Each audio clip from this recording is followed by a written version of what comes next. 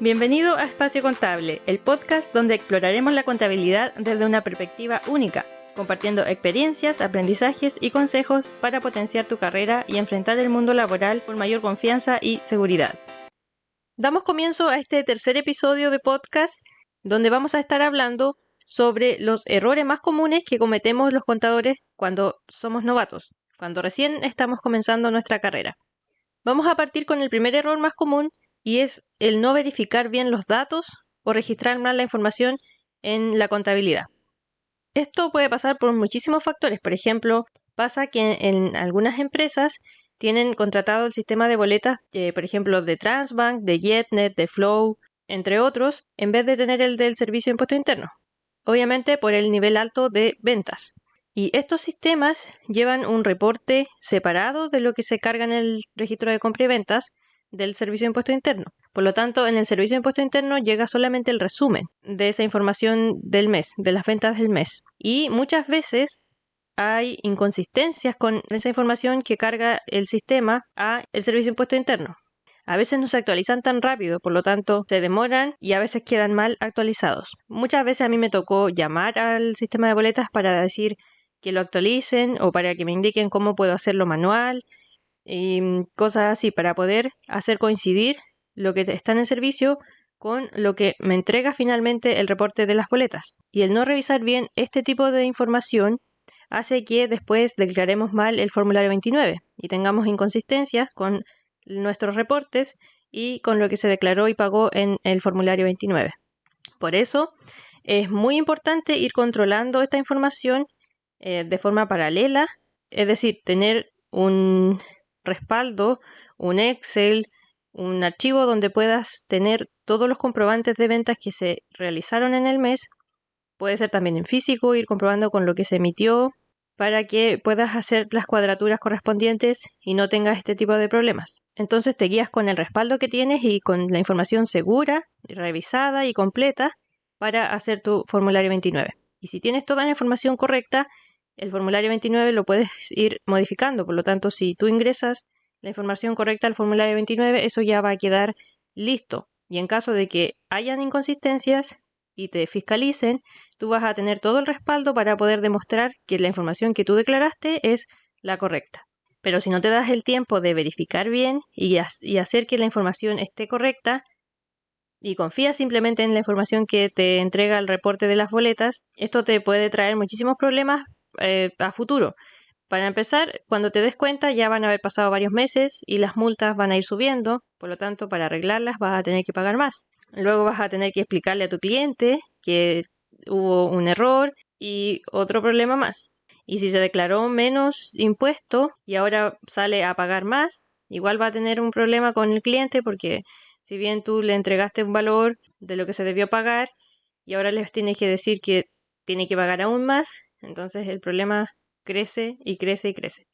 Ese es un ejemplo de lo que puede pasar.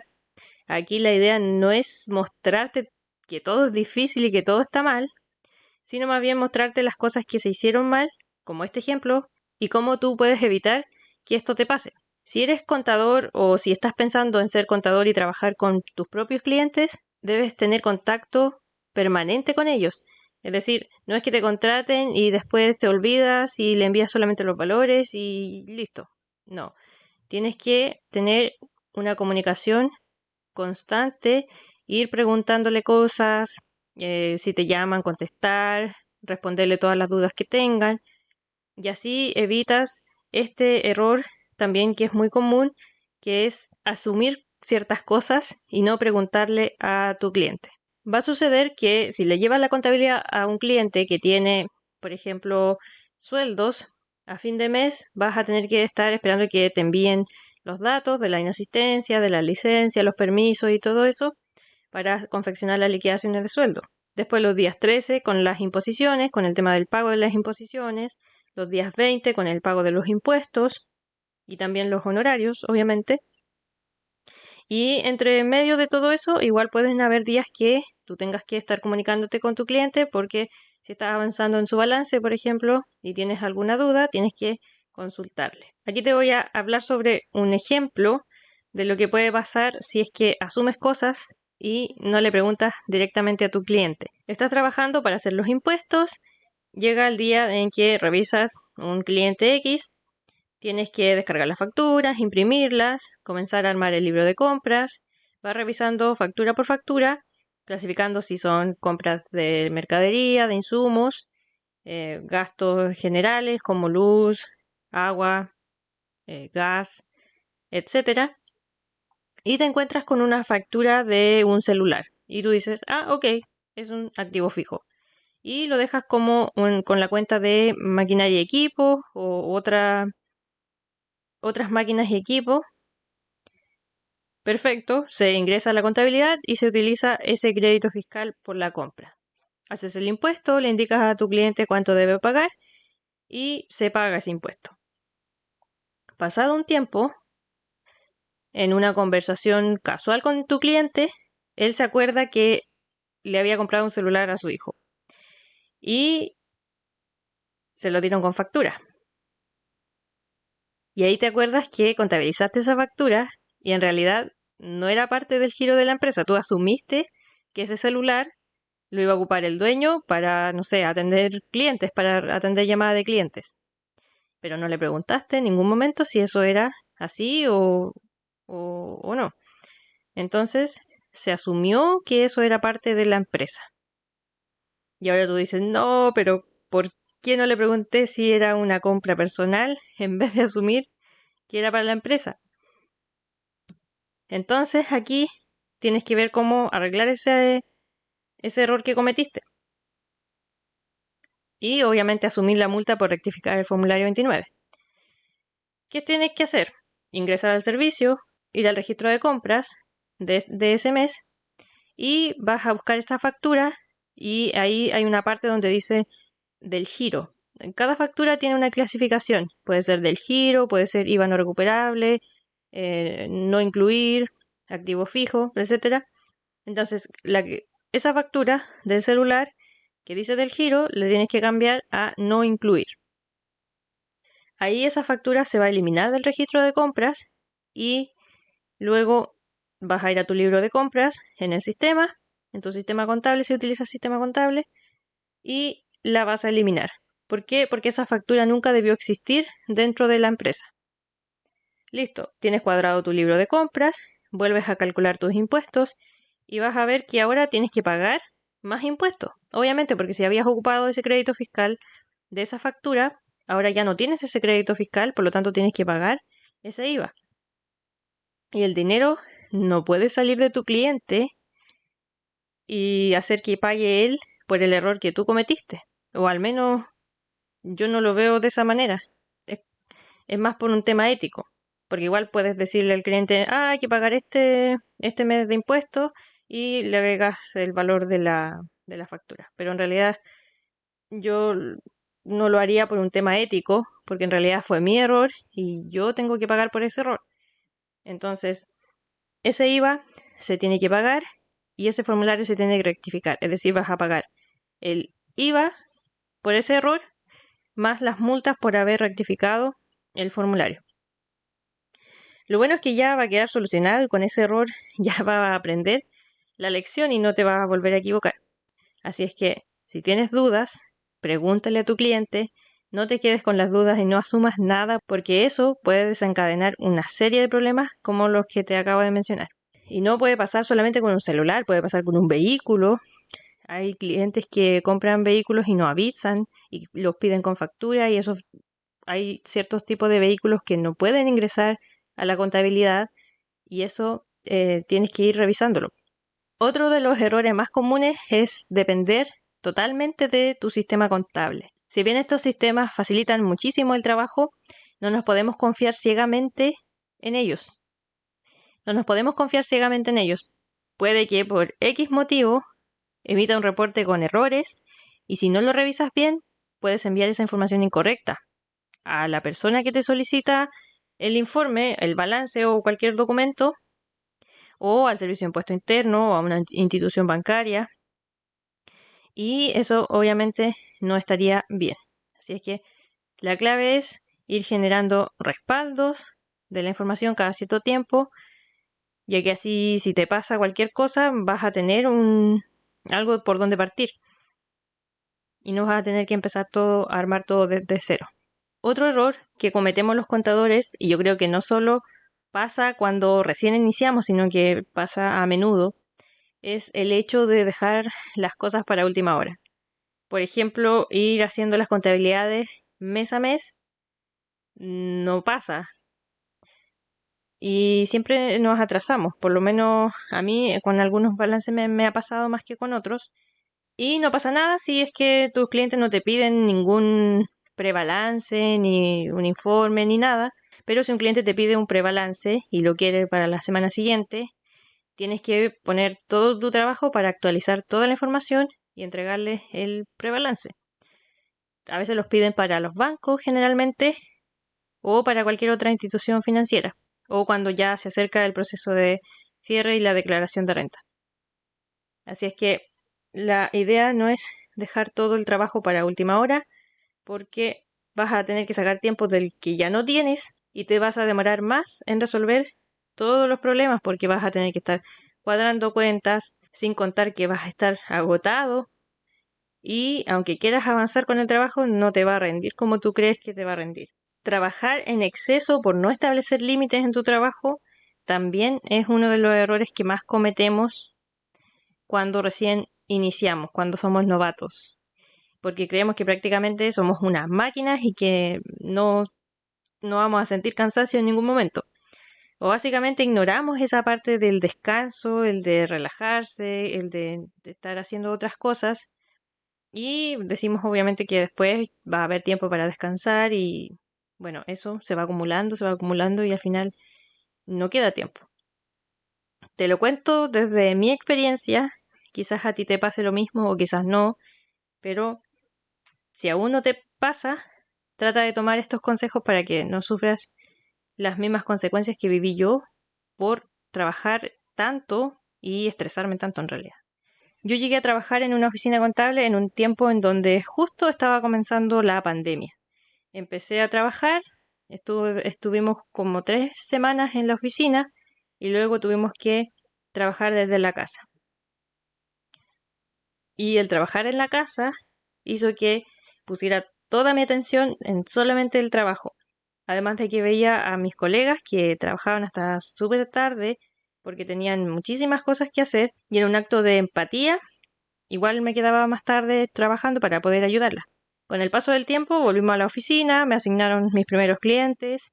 Al principio terminaba todo muy rápido porque tenía poquitos clientes. Luego me asignaron más y luego me asignaron aún más y llegué a encargarme de muchos clientes al mismo tiempo y ahí el trabajo obviamente creció y la responsabilidad también creció. Habían días en que no te podías ir a la casa sin dejar enviar las liquidaciones de sueldo de algunos clientes. Y obviamente te tenías que quedar hasta tarde y dejar todo hecho. Lo peor era cuando alguien renunciaba, porque había que tomar sus clientes y hacer también el trabajo de esa persona esperando que llegue otra persona a reemplazarlo. Recuerdo que una vez nos tuvimos que quedar como hasta las 12 de la noche terminando una liquidación de sueldo de una constructora porque la dueña las necesitaba para ese día. Y justo en ese tiempo había renunciado una colega, había llegado una persona a reemplazarla, pero la chica todavía no entendía muy bien lo que tenía que hacer. Entonces, entre todas tuvimos que ayudarla para sacar esas liquidaciones y dejarlas enviadas. En fin, a lo que quiero llegar con esto es que pueden llegar a ocurrir este tipo de cosas si no pones límites, si no te pones límites a ti mismo y también no le pones límites a tus clientes.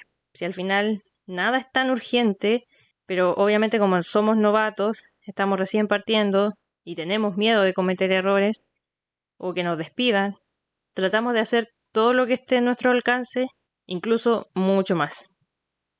Pero de toda experiencia queda un aprendizaje y de esto te puedo decir que es súper importante dejar tiempo para descansar. Hay tiempo para todo. Si tienes que trabajar, trabaja full concentrado en esas horas de trabajo y después olvídate del trabajo, haz otras cosas porque tienes que distraerte. Si no, el estrés va a acabar contigo en algún momento. Y te puede durar 3 años, 4, no sé cuánto aguantará una persona sin descansar. Yo aguanté casi 3 años trabajando full sin parar. Luego ya renuncié y cuando recién pude tener tiempo para mí, para descansar y pensar y hacer otras cosas, empecé a ver los efectos del estrés. Incluso un día tuve una crisis de ansiedad o crisis de pánico, la verdad no sé cuál de las dos fue, pero en realidad sentía que no podía respirar, tenía como una presión en el pecho, en la cabeza, no podía respirar, intentaba calmarme, pero sentía que me iba a morir. No tendría otra forma de explicarlo más que eso. Esa fue la sensación y me pasó cuando iba viajando. Menos mal no iba sola, así es que igual logré calmarme, pero jamás me había pasado algo así y tampoco me pasó en un momento en que yo estaba estresada, estaba complicada. No, fue en un día normal, sin preocupaciones, sin problemas, simplemente pasó. Entonces, tienes que tomar conciencia y respetar tu espacio y las horas que te dedicas a ti mismo para descansar y sentirte bien. Esto yo lo entendí recién, después de todo lo que me pasó, y por eso también lo comparto contigo. Otro error que cometemos también cuando empezamos es no documentar los procesos o las decisiones que tomamos referente a un tema específico.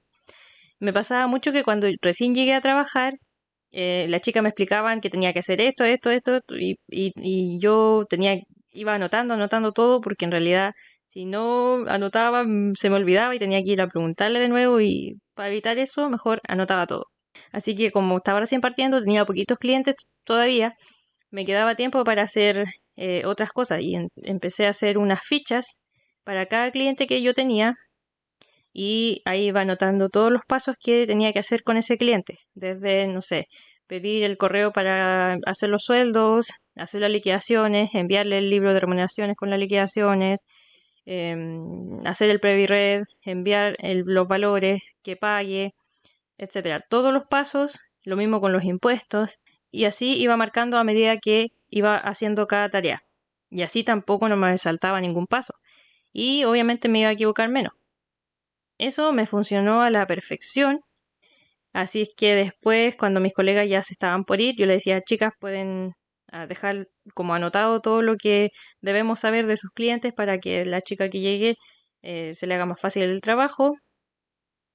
Y de esa manera después ya todas teníamos nuestras fichas y llegaba alguien nuevo y ya no teníamos que estar explicándole todo, porque ya estaban las instrucciones ahí. Eso fue lo mejor que pude haber hecho y así no me equivocaba tanto y, y le podíamos ayudar también a las chicas que estaban recién empezando y hacíamos todo más rápido. Así que es muy importante tener todo documentado, todo el proceso, porque tienes muchos beneficios. Haces la pega más rápido, tienes una guía, eso te hace que te equivoques menos y ayudas también a las personas que van ingresando a la empresa para que les cueste menos y puedan aprender y adaptarse más rápido a las tareas que tienen que realizar.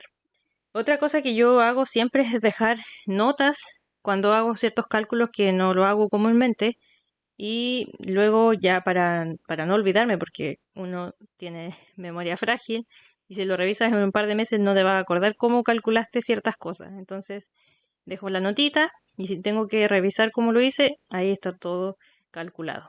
Y es realmente súper útil. El no pedir ayuda o asesoría cuando tienes dudas es otro de los errores que cometemos cuando iniciamos como contador. Si eres nuevo en tu trabajo, no tengas miedo de preguntar, porque en realidad si te equivocas en algo y no preguntas, te van a decir, pero ¿por qué no preguntaste? Entonces, siempre si tienes alguna duda, pregúntale a tus colegas, pregúntale a tu jefe, y así haces el trabajo mucho más seguro y no tienes que equivocarte.